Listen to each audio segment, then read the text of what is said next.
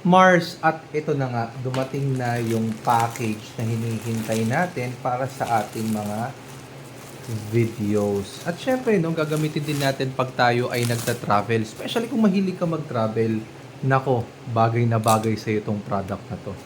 So, buksan natin ng maganda para di naman sayang yung bubble wrap.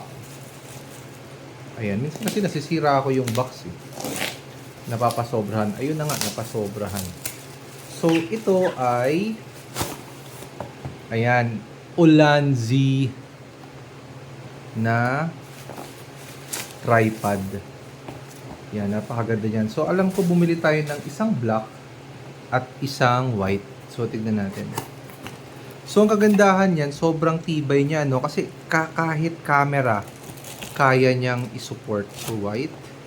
Naku po, feeling ko na ubusan ng black. Kaya dalawang white yung napadala sa atin. Pero it's nice naman, no? Ayan.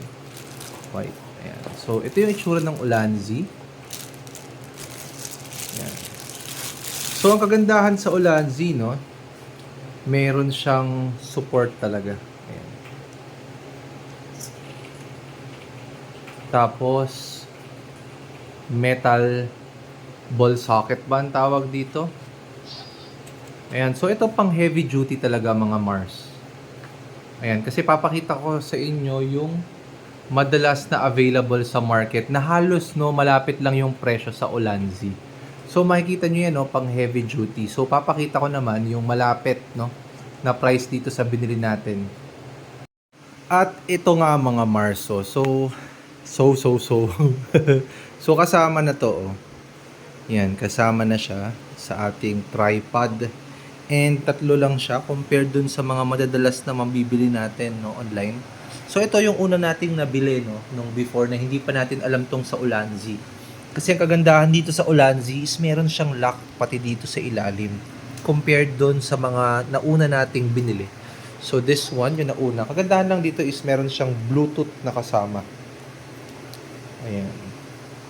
So yan. So ito yung madalas no. So ayan, hinakaya niyang i-withstand din, no? Kaya niya yung weight ng one bow projector. But, kung papapiliin ulit ako, kasi halos magkasing price lang sila, so I will go, no? Mas bibilin ko po itong Ulanzi, mga Mimars. So, ayun lang mga Mimars. If gusto nyo rin ng ganyan para sa inyong mga travels, at kung saan nyo man gagamitin, alam nyo na. Andyan lang yung link. Let's go!